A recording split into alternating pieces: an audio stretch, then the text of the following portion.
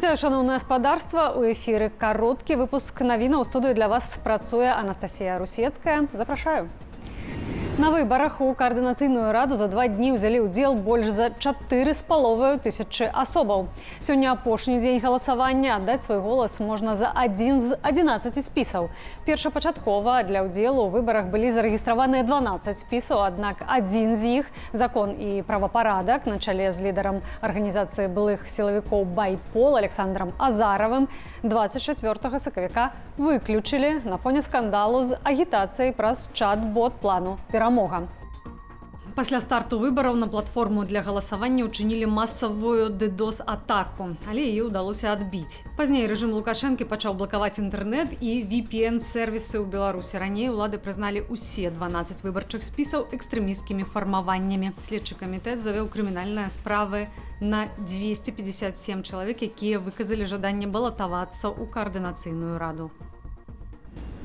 Тым часам улады працягваюць запужваць беларусаў. Кватэры чальцоў Координаційнай рады ўзломваюць з дапамогаю працаўнікоў Міністэрства надзвычайных сітуацыяў і жыллёва-камунальнай гаспадаркі. Відэа ўзлому, а таксама фота арыштаванай маёмасці асобаў, якіх пераследуюць за палітычныя погляды, публікуе праўладны тэлеграм-канал. Наталья Качанова на чале парламенцкай дэлегацыі скіравалася ў Кітай, як азначае прэс-служба Савету Рэспублікі. Мэта візіту ў КНР – выкананне даручэнняў Александра Лукашэнкі наконт актывізацыі міжпарламенцкай супрацы.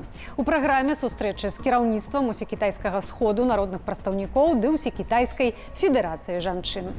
У Літве на прэзідэнцкіх выбарах перамог дзейны прэзідэнт Гітанас Наўседа. Ён набраў 74,5% галасоў.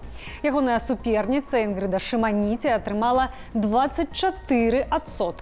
Яўка склала 49,5%. 60-гадовы Гітанас Наўседа ўзначальвае краіну з ліпеня 2019-го. Гэты тэрмін для яго будзе другім і апошнім. Згодна з Канстытуцыяй Літвы, прэзідэнт не можа быць выбраны больш за 2 разы запар. Наўседа паабяцаў, што будзе дамагацца згоды паміж асноўнымі літоўскімі партыямі, перш за ўсё ў найважнейшых пытаннях бяспекі. У сваёй выбарчай кампаніі Наўседа адзначыўся прысутнасцю на буйных вайсковых вучэннях для адбіцця магчымага расійскага ўварвання ў Літву і Польшчу, а таксама словамі пра патэнцыйную небяспеку беларускіх грамадзянаў, якія ўцяклі ў Літву ад рэжыму Лукашэнкі. З перамогаю на прэзідэнцкіх выбарах Гітанаса Наўседу павіншавала Святлана Ціханаўская. На антыўрадавых пратэстах у Арменіі затрымалі больш за 200 чалавек. Сярод іх дэпутаты нацыянальнага сходу Арменіі. Паліцыя спрабавала затрымаць таксама лідара пратэсту арцыбіскупа Баграта Галасцяна, аднак пратэстоўцы не далі гэтага зрабіць. Напярэдадні на акцыю з патрабаваннем адстаўкі прэм'ер-міністра Арменіі Нікола Пашыняна ў Ерэване выйшлі некалькі тысячаў асобаў. Пратэстоўцы таксама выступалі супраць праведзенай нядаўна дэлімітацыі і дэмаркацыі мяжы паміж Арменіяй і Азербайджанам, у выніку якіх 4 вёскі апынуліся на тэрыторыі, якая адышла Баку. Мітынгі і акцыі ў розных обласцях краіны праходзяць цягам траўня. Павел Латушка абвесціў, што дзяржаўны каталог музейнага фонду Рэспублікі Беларусь перайшоў у распараджэнне НАУ і музею вольнай Беларусі. Кантроль каманда атрымала без выкарыстання дапамогі асобаў Беларусі, таму не ствараецца ніякай рызыкі ніводнаму працаўніку беларускіх музеяў, падкрэсліў Латушка. Мы кажам, што міністр культуры Анатоль Маркевіч не кантралюе сферу культуры Беларусі. У нашым распараджэнні знаходзіцца каталог, які утрымлівае амаль 165 тысяч музейных прадметаў, якія з'яўляюцца нацыянальнай спадчынай беларускага народу, а не рэжыму Лукашэнкі.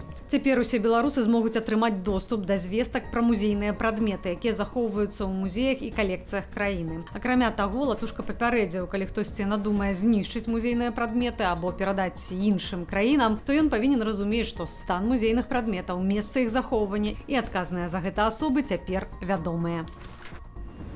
Калі вы глядзіце гэты выпуск у Ютубе, заклікаю ставіць лайкі і каментаваць. Для вас працавала Анастасія Русецкая. У мяне на гэтым усё.